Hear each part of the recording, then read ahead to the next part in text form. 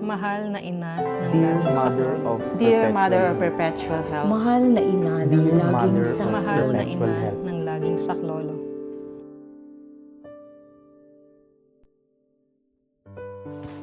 Mahal na ina ng walang hanggang saklolo. Ikaw ay malaking bahagi ng aming pamilya. Ngayong taon na ito ay ang ika-30 anibersaryo ng kasal ng aking mga magulang. At ilang ulit na rin na ibinahagi ng aking ina ang kwento nila sa amin. Ang aking mga magulang, kahit na matapos ang 4 ng taon ng pagsasama, ay hindi pa nabiyayaan ng mga anak. Bakit di tayo binibiyayaan ng anak? Gusto ko na magkaroon ng baby. Ano bang dapat natin gawin? Paano? Lahat ay magaganap sa panahon na tinakda ng Panginoon. Magtiwala ka lang. Sa kalungkutan ay naranasan nila ang pagkabigo sa pagbubuntis. Makailang ulit, ngunit sila ay nanatiling umaasa. Dito nagsimula ang aking ina sa kanyang debosyon at panalangin sa ina ng laging saklolo sa simbahan ng Baclaran. Mula noon, sila ay biniyayaan hindi lamang ng isang batang babae, kundi 3. Kami ay pinalaki sa mga salita ng Diyos at panalangin ni Inang Maria. Sa 3, ako ang pinakabata.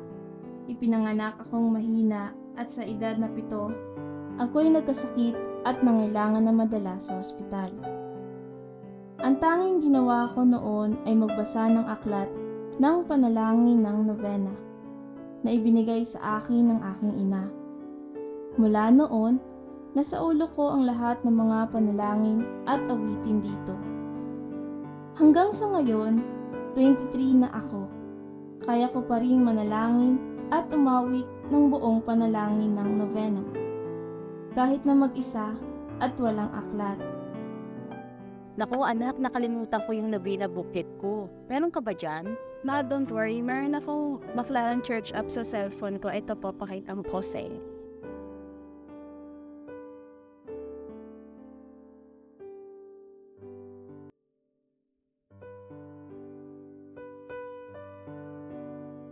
Ma, bigla ko nagka-flashback noong bata pa ako. Ikaw ang tuturo sa akin ng dasal ng novena ng ina ng laging saklolo. Ngayon, ako naman po ang nagtuturo sa inyo ng Baclaran Church app. Oo nga anak, at natatuwa ako at tinuloy-tuloy mo ang debosyon mo kay inay. Oo ma, pag uwi natin, tutulungan kitang i-download ang app sa cellphone mo. Kaya ko pa rin awitin ang panunumpa. Iyan ang dami at tagal ng aking pananalangin sa ating ina ng laging saklolo. Nagpapasalamat ako kapag sinasabihan ng iba na pinagpala ang aking ina sa pagkakaroon ng 3 anak na babae. Nang magkaroon ako ng bakanting taon noong aking 7 baitang, wala akong ibang ginawa sa bahay. Kaya nagpupunta ako sa Baclaran Church kasama ang aking ina.